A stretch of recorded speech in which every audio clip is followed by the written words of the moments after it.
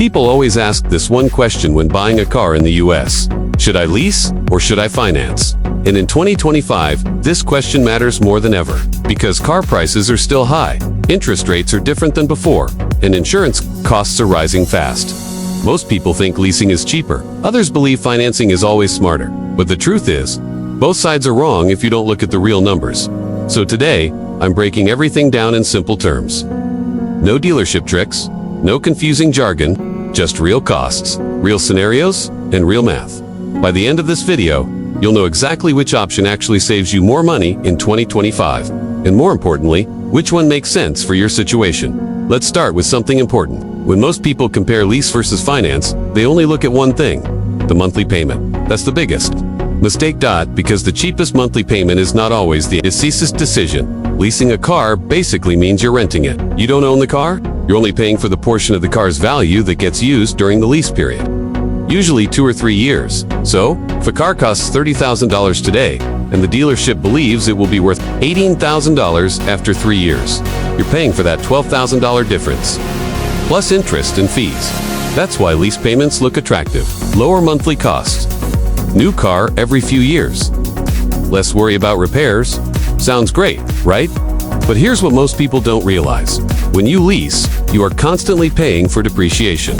Every single time, at the end of the lease, you have nothing. No asset, no resale value, no equity. You either return the car, start another lease, or buy it at a price that's usually higher than market value. Now let's talk about financing. Financing means you're buying the car, either with a loan or cash. You're paying the full price of the car over time, plus interest. Yes, the monthly payment is usually higher than leasing, but at the end of the loan, the car is yours.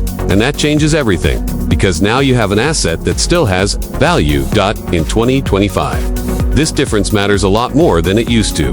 Let's walk through a realistic example. Imagine the same car, priced at $30,000. If you lease it for 3 years, you might put down around $3,000. Your monthly payment could be around $350. Over 3 years. That's about $12,600 in payments, plus the down payment. So total cost, around $15,600. After 3 years, you return the car. No car, no value, is expenses. Now let's look at financing that same car. You put down $3,000, you finance the remaining $27,000 over 5 years. Your monthly payment might be around $550. Depending on your interest rate, over 5 years, you pay about $33,000 total. Yes, that sounds higher, but here's the key difference. At the end of those 5 years, you still own the car, and that car is not worth zero. In 2025, a 5-year-old car that originally cost $30,000 could easily be worth $14,000 to $16,000, depending on condition and mileage. So let's be conservative. Say it's worth $15,000. Now subtract that value from what you paid. $30,000 total paid, minus $15,000 resale value. Your real cost is about $21,000 over 5 years. Now compare that to leasing. If you lease twice, back to back, for 6 years, you'll pay around $31,000. And you still won't own a car. That's the part most people never calculate. Leasing feels cheaper because it hides the long-term cost. Now let's talk about insurance, because this is a silent budget killer in 2025. When you lease a car, full coverage insurance is mandatory, not optional. And many leases also require gap insurance. Insurance companies charge higher premiums for leased vehicles because the lender wants full protection. In many states, insurance costs for leased cars are noticeably higher than financed cars. With financing, you still need full coverage at first, but once the loan balance drops, you have more flexibility. Over several years, this difference can easily add up to thousands of dollars. Another major factor people ignore is mileage. Leases come with mileage. Leases come with mileage limits, usually 10 to 12,000 miles per year. Go over that limit, and you pay a penalty for every extra mile. In 2025, that penalty can range from 25 to 40 cents per mile. Drive 5,000 extra miles? That's over $1,000 in fees. Finance a car mileage doesn't matter. You can drive as much as you want. Now let's talk about maintenance and repairs. This is where leasing seems to win. During a lease, most repairs are covered under warranty. Less stress, more predictability. With financing, once the warranty ends, repairs become your responsibility.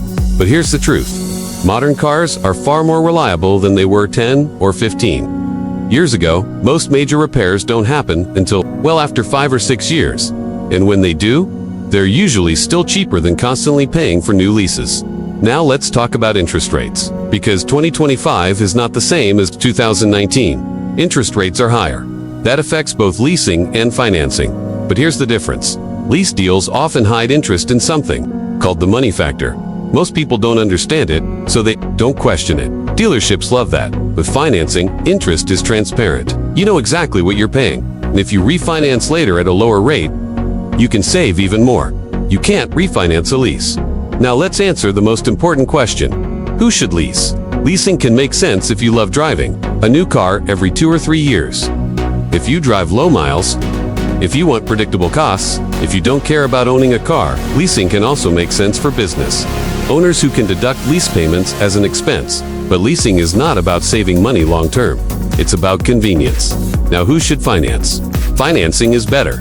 If you plan to keep your car long term, if you drive a lot, if you want to build value instead of throwing money away, if you care about total cost, not just monthly payments. For most Americans in 2025, financing is cheaper in the long run. And now, let me tell you the biggest mistake people make. They walk into a dealership and say, "I want my monthly payment to be under $400. That one sentence can cost you $10,000 or more. Because the dealership will stretch the loan, add fees, push leasing, and structure the deal to hit that payment, not to save you money. Always focus on total cost, always so. The final verdict. In 2025, leasing is not cheaper for most people. It's just easier upfront. Financing costs more monthly, but saves you more over time. If your goal is long-term financial health, financing wins for the majority of drivers.